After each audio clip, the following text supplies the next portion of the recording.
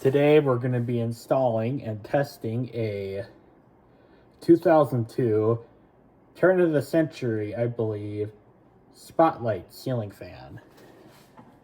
This is the fan here. I have two of these. I'm going to test them both. Not both of them right now, but I'm going to test the other one eventually as well. This is a model number AC52, and it has a current draw rating of 0.7 and 80 watts. The date code is March of 2002. These stupid DEL lights are flickering again.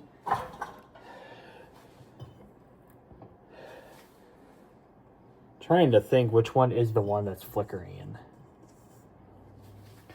Anyway, with that aside, I got this thing I got two of these for $10 on Face Hacker Book. Steal your data, provide zero customer service, lying, dishonest, stupid garbage book platform. Sell the item to the other person when you said don't do it. Not showing up to your destination like they said they would be. But all seriousness, the seller, as most of them I've seen, were actually pretty reasonable. This right here, for the ceiling fan, this I don't think is going to be a top performing unit at all, because this has pretty cheap metal construction. It's old enough to be made in Taiwan, but it's pretty cheap metal construction. And here's what the blades look like. These have the nice half circle smiley face bracket.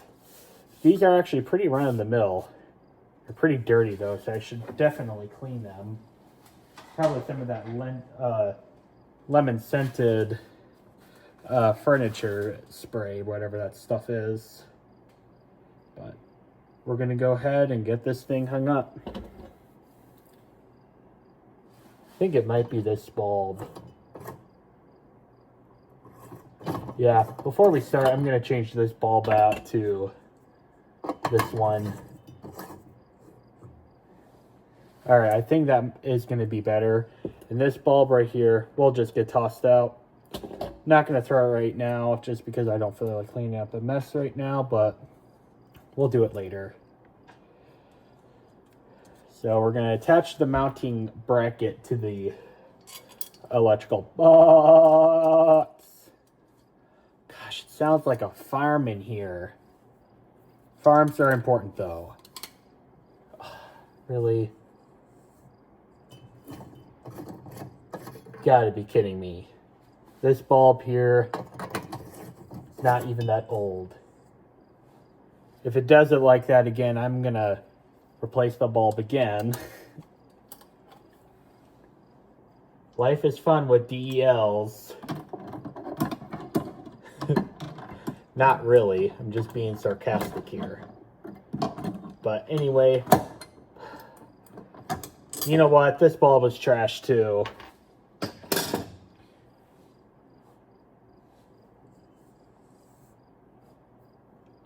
Alright, this bulb is trash. Let's see, is it Simply Conserve? Well, whatever that brand is, it's garbage. We'll see what the CFL does for us. I think that's good enough. At least that CFL hopefully will last through the whole video.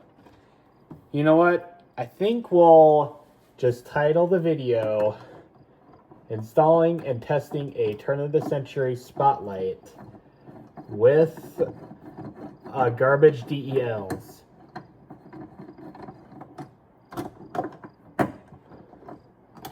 So now I have two DEL bulbs gone. In the same, less than 5 hour span, two of them have already gone dead. There's a lot of people out there that are DEL brainwashed that are probably watching this video. And there's a couple DEL bulbs I've tested that actually I think are pretty reasonable, like the vintage Sylvania DELs. I find are pretty reasonable for what they are. But other than that, I have not found many other DELs to be satisfactory. I have some Lonstar DELs. Those are actually not that bad either. Yeah, but other than the vintage Sylvania CFLs, or wait, not CFLs, DELs. Other than the vintage CFL, or vintage DEL bulbs from Sylvania, and the, what was that other brand again? I can't think of it anymore, but it was that other brand I was talking about that came with the Boston Harbor fans. Other than those two brands, I have not found many other DELs to be satisfactory. They're just all trash. Alright. Now let's go ahead and install the motor. Alright.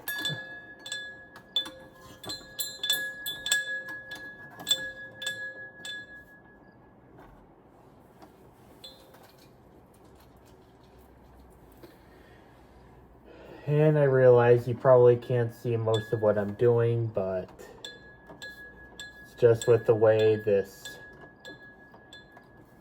is, but it's just wiring connecting, so it's nothing really that exciting anyway.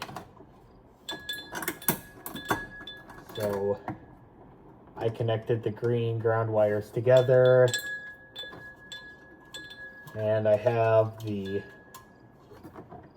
light neutrals here.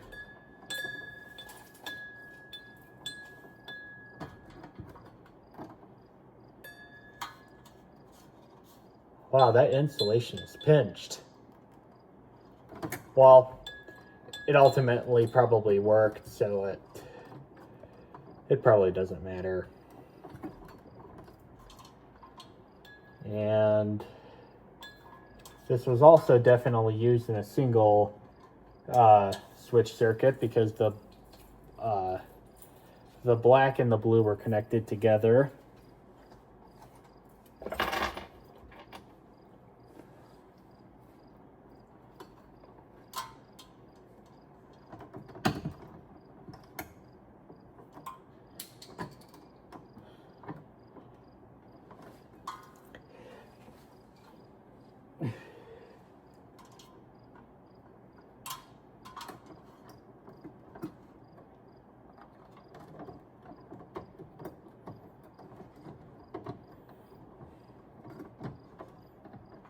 All right.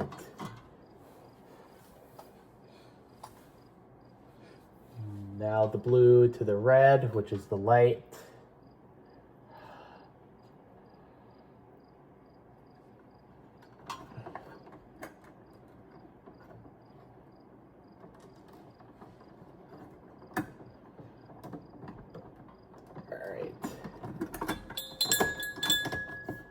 And we'll just shove these up in the canopy because I just want this to get installed.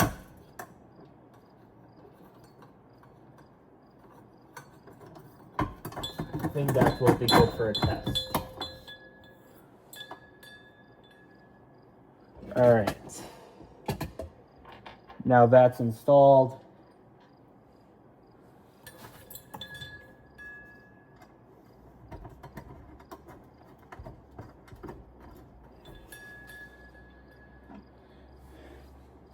These fans were also not very expensive for their time. I think they were around the ballpark of like $50. They were definitely not the most expensive out there. Which might give us an idea how well these are going to perform. The Boston Harbor fans that are 5-blade are about $100, which $50 in the 2000s would be about ballpark of like $100.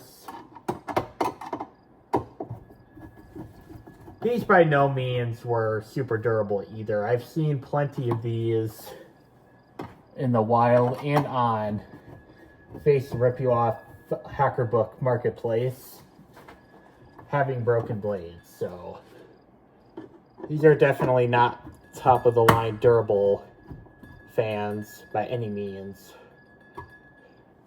I wouldn't be surprised if this does 4,000 CFM.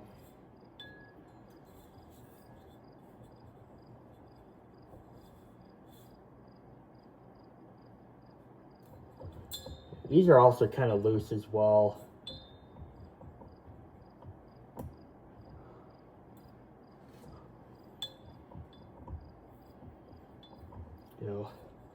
All right. Now I'm going to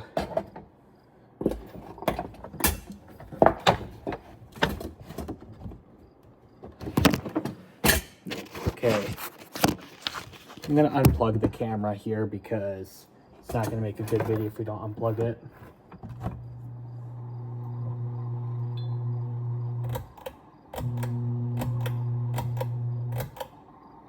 Motor has kind of a hum to it, but I honestly don't mind that. Motor has a bit of bearing noise, but nothing too crazy. I personally would not replace it. The bearings, not with the trouble I would have to go through.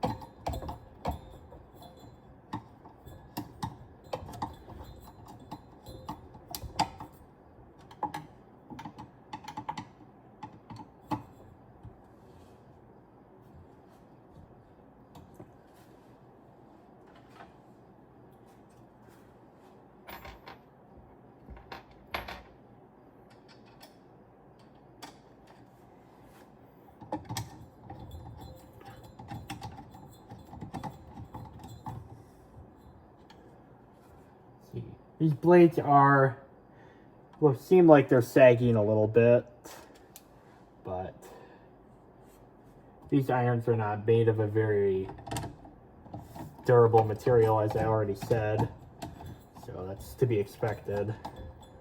Plus, this was a pretty cheap fan for its time as well. I gotta say, for what I would call a pretty cheap fan, it actually doesn't look bad at all. It still has a nice classic 90s like design. I'm gonna move the camera here so you can see the fan blades getting installed.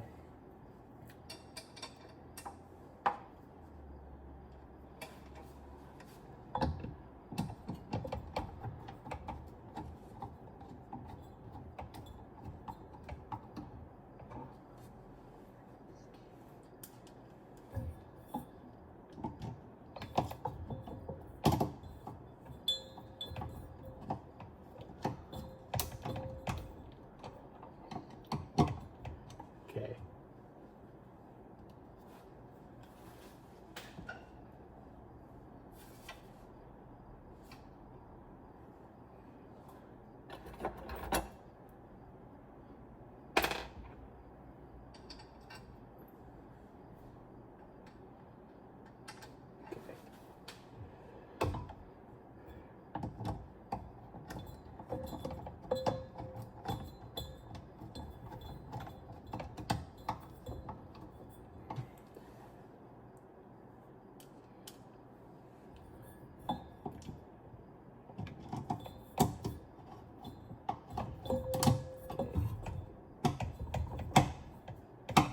Oh, that stinks. That screw is stripped out. That's what happens when you don't use the right size bit. That was not a strip screw from me. That was a strip screw from whoever installed or took down the ceiling fan. This fan here has some grease on it, so I'm gonna have to wipe it up at some point, but I just want to give this a test. This overall is in better condition of the two. The other one that was on that same listing has some holes drilled in the canopy for some psychotic reason.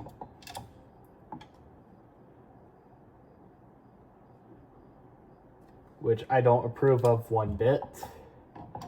I actually do have two other turn of the century spotlights. One in black and one in white. Comically, the other one I have in black. Not the one on the two listings, but the other one in black I have. That one has hole drilled in the switch housing for some psychotic reason. That one I am going to fix up and turn it into a... and also put an uplight on it.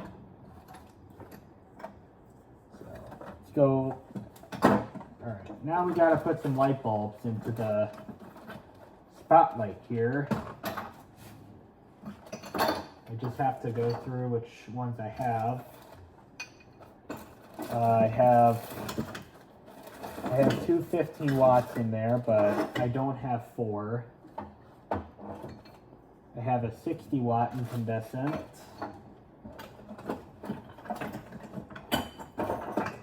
I have another 60 watt incandescent.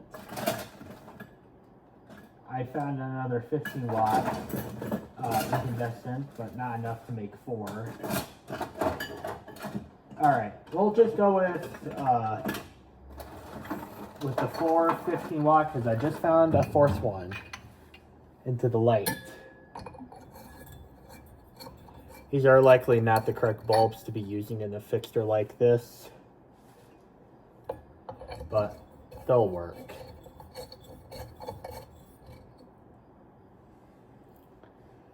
I'm also not a fan of how loose this light kit is. This light kit here is definitely a pretty cheap kit.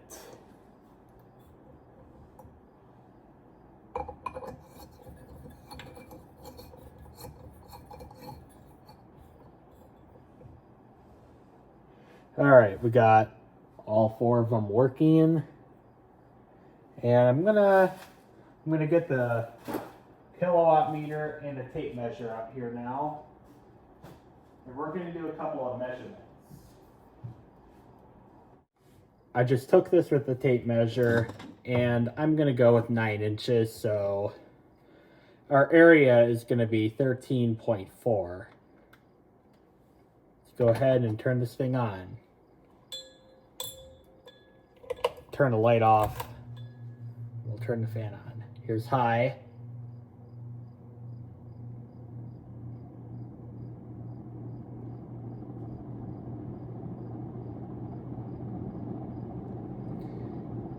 It's shaking. That's because one of the blades is bent down. Which I don't know if I feel comfortable correcting that because these irons are not very durable.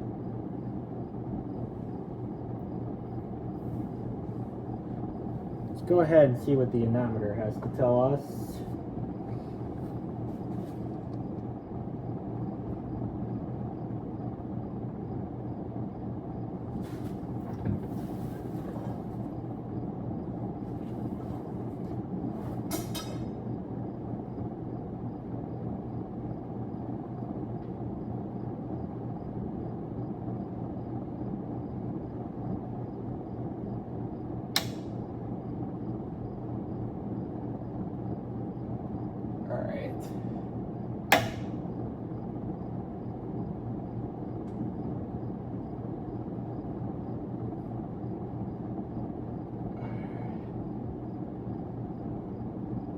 Stuck between 433 and 413.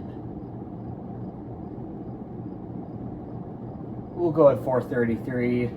So 433 times 13.4. 5,802 CFM.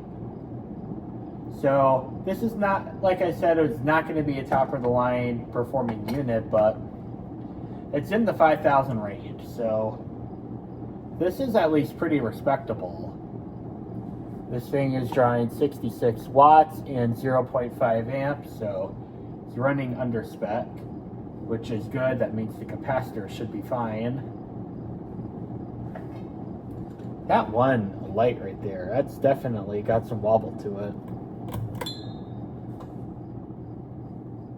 And here's medium.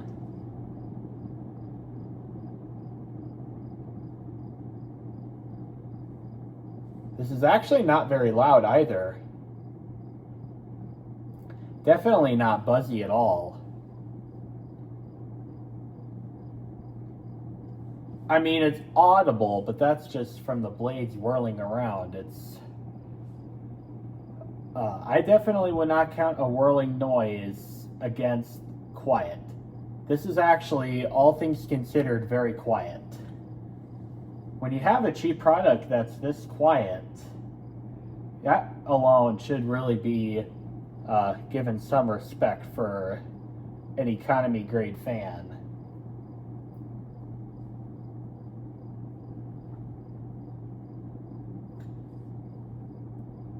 Let's go ahead and do another reading.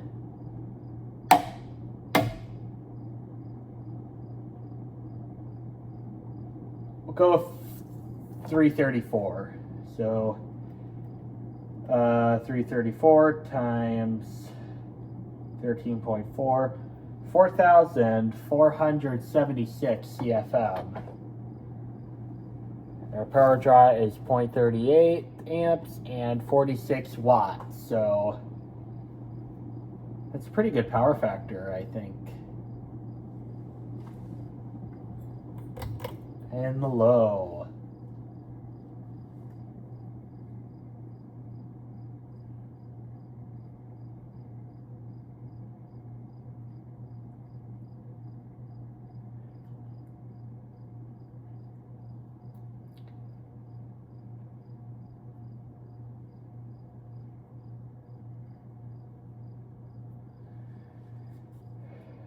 All right, I think that's slowed down enough.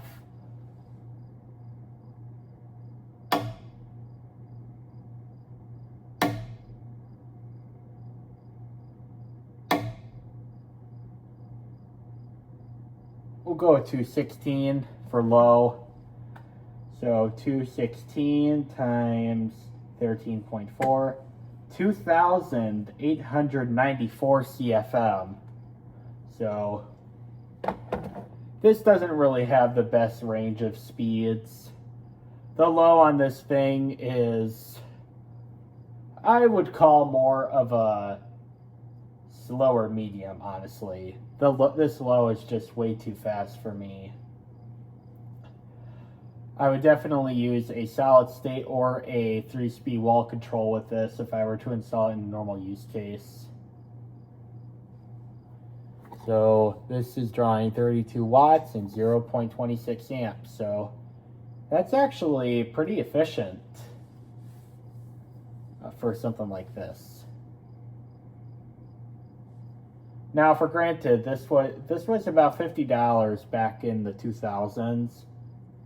And I think from a performance to cost ratio, I think that you really get a lot with this.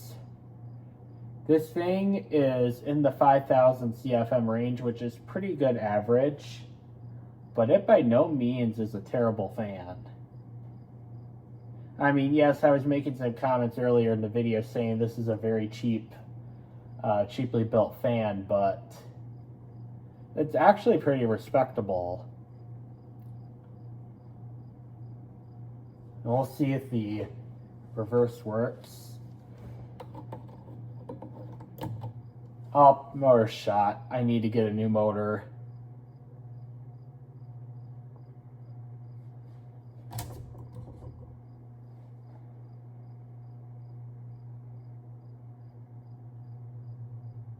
The reverse works. Now I'll shut it off. And I hope you guys enjoyed the video, and thank you guys for watching.